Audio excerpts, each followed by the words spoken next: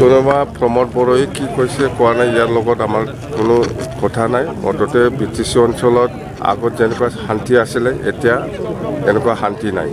এইটো চব ৰাইজে এইটো উপলব্ধি কৰি আছে, চবে জানে।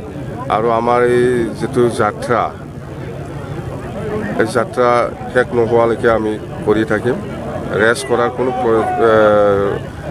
কিবা নাই, অৰ্থ নাই।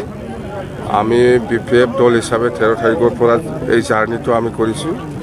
মুঠতে আপ টু MP ইলেকশ্যনলৈকে আমাৰ এই যাত্ৰাটো থাকিব।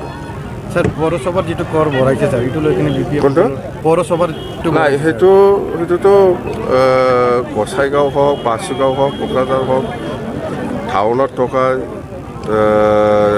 ষ্টেজেণ্টসকলে চবেই ৰিয়েকশ্যন দেখাইছে। সেইটো হ'ব নালাগে, সেইটো কমাই দিব লাগে। এইখিনি কথা ৰাজনীতিত আমাক কোনো মানুহে শিকাব নালাগে। আমি জানো ৰাজনীতি কেনেকুৱা কৰিব লাগে দেই। হ'ব, ঠিক আছে।